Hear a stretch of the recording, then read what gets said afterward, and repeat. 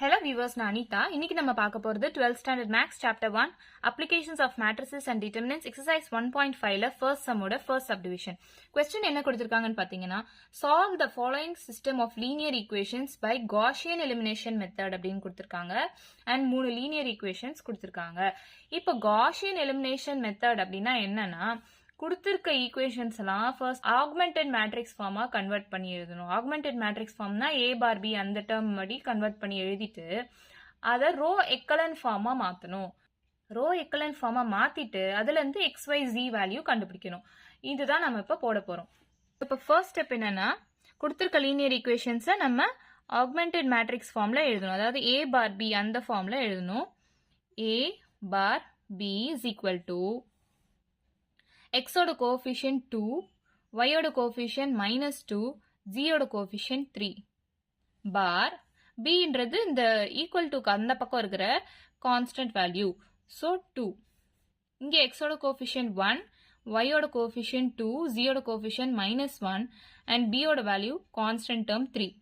x ஓட coefficient 3, y ஓடது -1, z ஓடது 2 and b ஓட value வந்து 1. ஸோ இப்போ நம்ம ஃபர்ஸ்ட் ஸ்டெப் எழுதியாச்சு. நெக்ஸ்ட் ஸ்டெப் என்னன்னு சொல்லியிருக்கோம், ரோ எக்கலன் ஃபார்முக்கு மாற்றணும் அப்படின்னு சொல்லியிருக்கோம். ரோ எக்கலன் ஃபார்ம்னா எவ்வளோக்கு எவ்வளோ நம்ம ரோவில் வந்து 0 கொண்டு வர முடியுமோ கொண்டு வரணும். கடைசி ரோ ஃபுல்லாக 0 ஆக்க ட்ரை பண்ணலாம். இல்லைனா இந்த ட்ரையாங்கிள் ஃபார்மில் இருக்கு இல்லையா, இந்த 3 டேர்மை வந்து நம்ம 0 கொண்டு வர ட்ரை பண்ணணும். ஸோ ஃபர்ஸ்ட் நம்ம ரோ ரிடக்ஷன் மெத்தட் யூஸ் பண்ணி சால்வ் பண்ணலாம். அதுக்கு வந்து இந்த ஃபர்ஸ்ட் டேர்ம் எப்போவுமே 1 இருக்க மாதிரி பார்த்துக்கோங்க. அப்போ தான் உங்களுக்கு சால்வ் பண்ண ஈஸியாக இருக்கும். ஸோ இங்கேருந்து 2 இருக்கு இல்லையா, ஸோ இங்கே 1 இருக்கு. நம்ம என்ன பண்ணலாம், அப்போ R1ம் R2ம் இன்டர்சேஞ்ச் பண்ணி எழுதலாமா? So first step R1 R2 interchange பண்ணி எழுதலாம். இது ஃபுல்லாகவே ஒரு ரோ தான், இது தனி மேட்ரிக்ஸ்லாம் கிடையாது. இது ஃபுல்லாகவே ஒரு ரோ, நம்ம ப்ரீவியஸ் சம்ஸ்லேயே பார்த்துருக்கோம். ஸோ இப்போ R1 R2 இன்டர்சேஞ்ச் பண்ணி எழுதலாம். 1 2 -1 3 வந்து மேலே வரும். 1 2 -1 3. நெக்ஸ்ட் 2 -2 3 2 கீழே வந்துருமா? 2 -2 3 2. தேர்ட் ரோ அப்படியே தான் இருக்கும். 3 -1 2 1. அடுத்து நம்ம என்ன சொல்லியிருக்கோம், இந்த 3 டேர்மை மேக்ஸிமம் நம்ம 0 கொண்டு வர ட்ரை பண்ணலாம். அப்பதான் அது ரோ எக்கலன் ஃபார்ம் சொல்லியிருக்கோம் இல்லையா. ஸோ அப்போ ரோ 2 வந்து நம்ம எப்படி கொண்டு வரலாம்னா 2 -2 அப்படி இருந்துச்சுன்னா 0 ஆகும் அப்படின்னு நமக்கு தெரியுது இல்லையா, இதை பார்த்தாலே. ஸோ அப்போ இது 2 கூட மல்டிப்ளை பண்ணால் இங்கே 2 வரும்னு நமக்கு தெரியுது. ஸோ R2 வந்து எப்படி எழுதலாம்னா R2 -2 × R1 அப்படின்னு எழுதலாமா? அதே மாதிரி R3 வந்து இங்கே 3 டேர்ம் இருந்துச்சுன்னா ரெண்டுத்தையும் மைனஸ் பண்ணால் 0 வரும் அப்படின்னு நமக்கு தெரியுமா. ஸோ அப்போ R3 வந்து R3 -3 × R1 அப்படின்னு நம்ம எழுதலாமா? ஸோ இப்போ சால்வ் பண்ணலாம். R1லாம் அப்படியே எழுதிக்கோங்க. 1 2 -1 3. R2 ஓட வேல்யூ வந்து இங்கே ரஃபாக போடுறேன். R2 வந்து 2 மைனஸ் 2 × R1 ஓட வேல்யூ வந்து 1 இருக்கா. ஸோ 2 -2 0. அடுத்து R2 வந்து -2 மைனஸ் 2 × R1 ஓட value 2. So -2 -4 -6. So first term இங்கே 0 எழுதிக்கலாம். செகண்ட் டேர்ம் வந்து -6ன்னு எழுதிக்கலாம். தேர்ட் டேர்ம் R2 வந்து 3 minus 2 × R1 ஓட value -1. So 3 minus into minus plus ஆகிடும். 3 + 2 which is equal to 5. So இந்த டேர்ம் வந்து நம்ம 5ன்னு எழுதிக்கலாம். அடுத்து R2 வந்து 2 மைனஸ் 2 × R1 ஓட value 3. So 2 - 2 3s are 6 which is equal to -4. So -4 நம்ம இங்கே எழுதிக்கலாம். நெக்ஸ்ட் R3 எடுத்துக்கலாம். R3 என்ன கொடுத்துருக்காங்க, R3 -3 R1 நம்ம எடுத்திருக்கோம் இல்லையா. ஸோ R3 இங்கே ரஃபாக போடுறேன். R3 வந்து 3 மைனஸ் 3 × R1 ஓட வேல்யூ 1 இல்லையா. ஸோ 3 - 3 0. ஸோ அந்த 0வை நம்ம இங்கே எழுதிக்கலாம். ஸோ R3 ஓட வேல்யூ -1 மைனஸ் 3 × R1 ஓட வேல்யூ 2. ஸோ -1 - 3 × 2 6னா -7. ஸோ -7 வந்து நம்ம இங்கே எழுதிக்கலாம். நெக்ஸ்ட் R3 ஓட வேல்யூ 2 மைனஸ் 3 × R1 ஓட value -1. So 2 minus into minus plus ஆகிடும். Plus 3 is equal to 5. So 5 வந்து இங்கே எழுதிக்கலாம். நெக்ஸ்ட் R3 ஓட வேல்யூ 1 minus 3 into R1 ஓட value 3. So 1 minus 9 minus 8. So minus 8 நம்ம இங்க எழுதிக்கலாம்.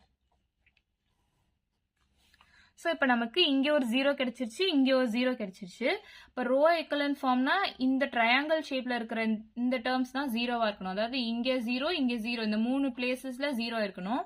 ஸோ 2 இடத்துல நமக்கு கிடைச்சிருச்சு. அடுத்து இந்த இடத்துல நம்ம 0 கொண்டு வர ட்ரை பண்ணலாம். அப்போ என்ன பண்ணலாம்? இப்போ 5 minus 5 0 அப்படி பண்ணலாம் இல்லையா? ஆனா அது இந்த பிளேஸ்ல இருக்கு. அதை நம்ம இந்த பிளேஸ்க்கு கொண்டு வந்தா இந்த டேர்ம் 0 ஆக சான்ஸ் இருக்கு இல்லையா? ஸோ அப்போ நம்ம என்ன பண்ணணும்னா C2 C3 இன்டர்சேஞ்ச் பண்ணணும். இந்த காலமையும் இந்த காலமையும் இன்டர்சேஞ்ச் பண்ணி எழுதலாமா?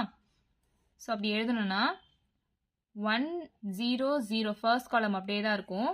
காலம் 2வும் காலம் 3யும் இன்டர்சேஞ்ச் பண்றோம் இல்லையா? ஸோ -1 5 5 2 -6 -7 இந்த டேர்ம் அப்படியே தான் இருக்கும். 3 -4 -8.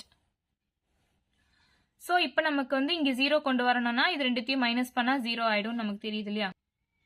ஸோ இப்போ R3 என்ன பண்ணலாம்னா R3 minus R2 பண்ணலாமா? ஸோ ஃபர்ஸ்ட் ரோ அப்படியே எழுதிக்கோங்க 1 -1 2 3. செகண்ட் ரோ அப்படியே எழுதிக்கோங்க 0 5 -6 -4. தேர்ட் ரோ தான் வந்து செகண்ட் ரோ கூட மைனஸ் பண்றாங்க. 0 -0 0 தான். 5 -5 0 ஆயிடுது. -7 minus of -6 அப்படின்னா +6 ஆயிடும். ஸோ -7 +6 வந்து -1. -8 minus of -4 அப்படின்னா -8 + 4 ஆயிடுமா? ஸோ -8 + 4 வந்து -4. இப்போ இந்த 3 டேர்மும் 0 ஆயிடுச்சா? ரோ எக்கலன் ஃபார்ம் ஆயிடுச்சா? ஸோ இதை வந்து ஒரு லீனியர் ஈக்குவேஷனா மாற்றி எழுதிட்டு XYZ ஓட வேல்யூ கண்டுபிடிக்கணும். ஸோ இப்போ இதை லீனியர் ஈக்குவேஷனா எழுதலாம். இது எக்ஸ் டேர்ம் இல்லையா? ஸோ எக்ஸோட கோஎஃபிஷியன்ட் 1 x, y-ஓட கோஎஃபிஷியன்ட் -1 ஸோ -y, z-ஓட கோஎஃபிஷியன்ட் 2 அப்போ +2z is equal to 3. இதை வந்து ஒரு ஈக்குவேஷனா வச்சுக்கலாம். நெக்ஸ்ட் வந்து 0 into x 0 தான். நெக்ஸ்ட் 5 இது 5 into y -6 into z is equal to -4. இதை ஒரு ஈக்குவேஷனா வச்சுக்கலாம். நெக்ஸ்ட் இந்த ரெண்டு டேர்மும் 0 ஆயிடும். z-ஓட வேல்யூ மட்டும் இருக்கும். So -z is equal to -4. இதை ஒரு ஈக்குவேஷனா வச்சுக்கலாம். இப்போ z-ஓட வேல்யூ வந்து +4 நமக்கு தெரிஞ்சிடுச்சு. ஸோ அதை இதில் சப்ஸ்டியூட் பண்ணால் நமக்கு y டேர்ம் கிடைச்சிரும். So 5y -6 into 4 is equal to -4. அப்போ 5y is equal to -4. இந்த மைனஸ் அங்கே போயிடுச்சுன்னா ப்ளஸ் ஆயிடும். 6 4s are 24. So y is equal to 24 - 4 வந்து 20 divided by 5. இந்த 5 கீழே வந்துடும் இல்லையா? ஸோ 4. y-ஓட வேல்யூ 4 நமக்கு கிடைச்சிருச்சு. இப்போ z-ஓட வேல்யூ தெரிஞ்சிச்சு, y-ஓட வேல்யூ தெரிஞ்சிச்சு. நம்ம ஃபர்ஸ்ட் ஈக்குவேஷன்ல சப்ஸ்டியூட் பண்ணா நமக்கு x-ஓட வேல்யூ கிடைச்சிரும் இல்லையா? ஸோ x மைனஸ் y-ஓட வேல்யூ தான் 4 + 2 into z-ஓட value 4 which is equal to 3. So x - 4 + 8 is equal to 3. x plus 4 is equal to 3. அப்போ x is equal to 3 - 4. Solve பண்ணி x-ஓட வேல்யூ -1, y-ஓட வேல்யூ 4, z-ஓட வேல்யூ 4ன்னு கண்டுபிடிச்சிட்டோமா? இவ்வளோதான் நம்ம சம். வீடியோ பிடிச்சிருந்தா லைக் பண்ணுங்க, share பண்ணுங்க, சப்ஸ்கிரைப் பண்ணுங்க. ஏதாச்சும் டவுட் இருந்தால் கமெண்ட் பண்ணுங்க. தேங்க்யூ.